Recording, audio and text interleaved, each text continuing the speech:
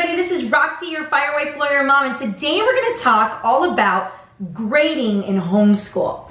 Do I do letter grades? Do I grade work? How does that work in homeschooling? Well, I'm going to let you know what it is that we do in our homeschool, so stay tuned.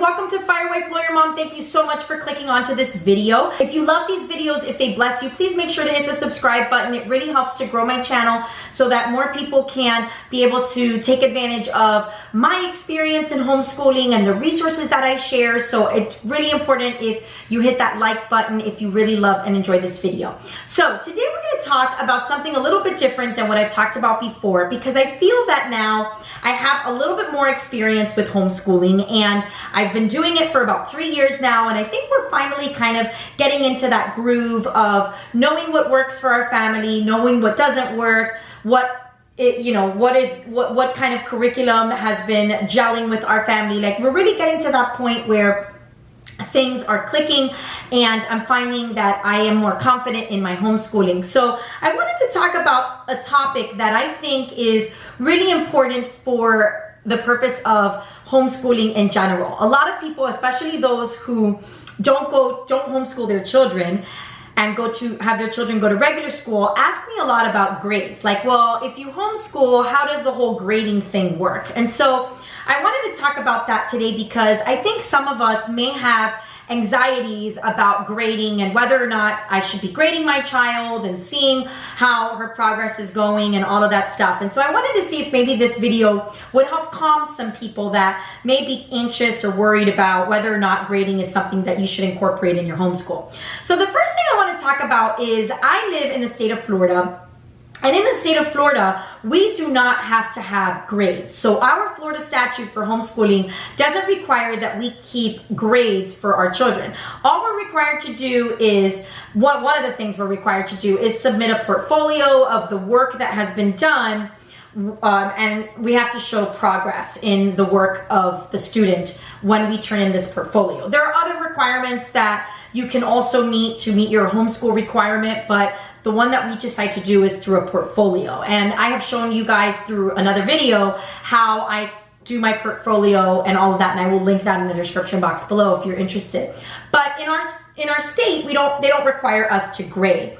And to be quite honest, I don't really feel that grading is very productive or important, because I, as their teacher, am their only teacher. I know exactly what they are doing, how they are progressing, what they are struggling on. So I know what it is that they know, and I know what it is that they don't know. So it's really not that important to grade, because I'm not in a classroom of 22 other kids where I need to see where certain kids are in order to give them either additional resources or additional help. I'm the only one, and they are my students. So I don't really feel that, especially in the younger years, that grades really make any difference in the performance of your children. For me, I feel that grading is more of something that is done in the public school setting or in the school setting, because teachers need to be able to evaluate the material. They have standards, they have certain rubrics and things that they need to follow. And if you're watching and you're a teacher, you kind of understand this. But I really felt that even when my children were in private school, that them getting a certain grade on something really didn't affect their ability to either try harder or work harder or put more effort into something. It was more like, well, I got this grade and such didn't, got this other grade. And it was more of like a comparing type of thing. And it was more focused on how other people were doing compared to themselves. And so I didn't really feel that grading was that important. You have the whole, in school, you have the whole like honor roll thing, and the kids that get called up, they're in honor roll and first honor roll and second honor roll and all that stuff. I don't know. I thought it was a little bit silly, to be quite honest, because at the end of the day, when you go to school, when you graduate and you go into university, you're really going to go based on the work that you've done, not really how you did compared to other people. And there's other things that you could think of, like rankings and things like that. But for the most part, I just don't feel that grading really did much in for my kids when they were in school to really motivate them to do better. It's more like, well, did you get a bad grade? Okay, well, you didn't do well. That means you didn't study, so you're punished because you got bad grades, you know? And especially when I was a kid, I felt that my parents disciplined me based on grades, you know? I wasn't very good at math. I always got C's in math, and I got disciplined, but it wasn't because, you know, I got like privileges taken away because I got, let's say, a C or D on a test, but it wasn't because I didn't work hard. It's just that, you know, I wasn't very good at math. Math was a struggle for me. And so, I don't know. I'm sure that there are different opinions about it, and I'm just telling you guys what I do and what works for our school. Obviously, you guys can do whatever you want, whatever works for your family. But for me, the way that I do grading is I do it more based on how accurate they are in their work, how they are doing in their work. So for example, I do grade my daughter's work in the sense of I tell her, okay, you got this right, you got this wrong, and we go over that for purposes of, okay, let's go over this concept because maybe there's something you don't understand. So I do grade their work, but I don't assign them grades. If they're taking a test, for example, in math, I will tell them you got 3 out of 10 right, or you got 4 out of 10 right. And that helps them to gauge, okay, well, I got, you know, less than half right or less than half wrong, or, you know, it helps them to kind of see where they are at. And we're always striving in our homeschool for 100% accuracy, to get 100% in our tests. And so, and that's mainly for math. For the most part, when I'm sitting with my student and I am going over, let's say we're doing an assignment, we're doing a worksheet, I can see right there if she's making a mistake, and I ask for her to correct that mistake right then and there, because I feel that that's much more productive in that they don't make that mistake and kind of sit on it, but that they make that mistake and immediately they're corrected and they're like, oh, okay, now I understand, so that they don't do it in the future. Because sometimes, you know, if you turn in an assignment in school, you will get that assignment back maybe for 2-3 weeks. You may not even remember what mistake you made or how you made that mistake or what was wrong, for example, in your calculation in math.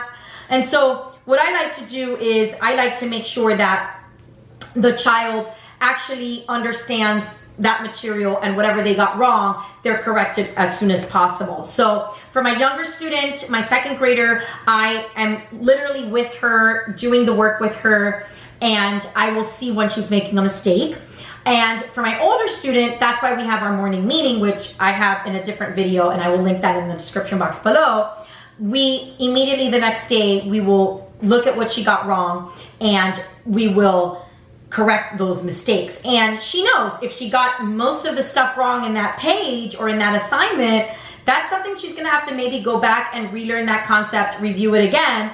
But assigning a grade to it, like you got an A, you got a B, really doesn't really make a difference. The matter of the fact is, you need to close those gaps. You need to get whatever it is that you're struggling with, you know, right the next time, and you need to figure out why it is that you're not getting it correct. So that's kind of what I do with regard to accuracy in grading and how I grade. So for the most part, my main things that I actually really look at and scrutinize for grading purposes are math and spelling and writing, because it's really important that my children are good writers and good spellers, and that they immediately correct those errors. So whatever assignment I'm doing, whether it's math related or spelling related or not, I'm always looking at, do you have proper grammar? Do we have proper handwriting? Do we have proper spelling? All those kinds of things. And whatever it is, I try to correct those as soon as possible. Now, I'm sure that when my children are older, like for purposes of high school and making transcripts and all those kinds of things, I'm probably gonna have to get into that grading process, and I will maybe make a video at that point in the future about it. But for the most part, I just don't feel that grading and putting a letter grade or a percentage number to something is really going to make a difference in the way that we homeschool. That's the beauty of homeschooling. It is one-on-one education, and I know exactly where my kids are at and where they need to, whatever gaps they need to close. I know what needs to be done because I'm the one teaching them one-on-one. And so that's basically how I do grading, which is that I don't do grading. But that's how we do evaluation. And then at the end of the year, I do like to look at how they have done. So the curriculums that we use do have, like, for example, Saxon Math has tests that they pre-print that you can give your child. I do give my children these assessments and these tests. So I like to look at those kind of at the beginning of the year, mid-quarter, or mid-year, and then at the end of the year, and kind of see, okay, what do we need to focus on next year? So I always make sure, based on how I look at what their work was the year before, okay, what are the things we need to re-emphasize next year in certain areas of math or writing or grammar that we need to really focus on? Or I will maybe bring out some hands-on activities like a center, or get them an activity that's gonna help them hone those skills. Like I remember my daughter in 3rd grade really struggled with fractions, and every time I would look at her work, she's always getting the fraction questions wrong. So what did I do? I said, okay, let me look and research what are some games, like game schooling, that we can use to help her practice her fractions, so that she's not practicing it so much for purposes of like, okay, you got this wrong, fix it.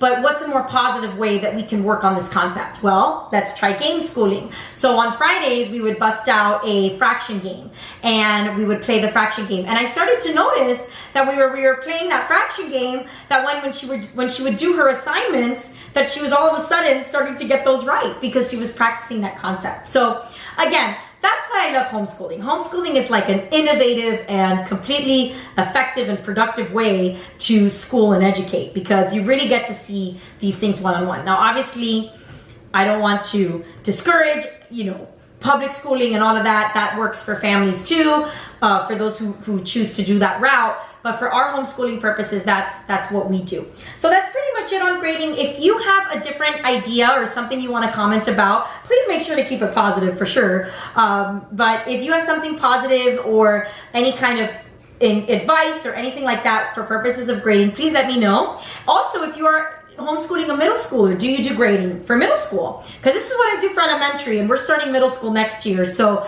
I don't know if I'll change my mind on middle school as well. But if there's something you suggest, please make sure to leave it in the comments below. I always appreciate feedback, as I am still myself a newbie in homeschooling compared to others, but definitely love the support and encouragement from this community. And again, make sure you hit the subscribe button. Thank you so much for clicking, and I will see you in the next one. Thank you. Bye-bye.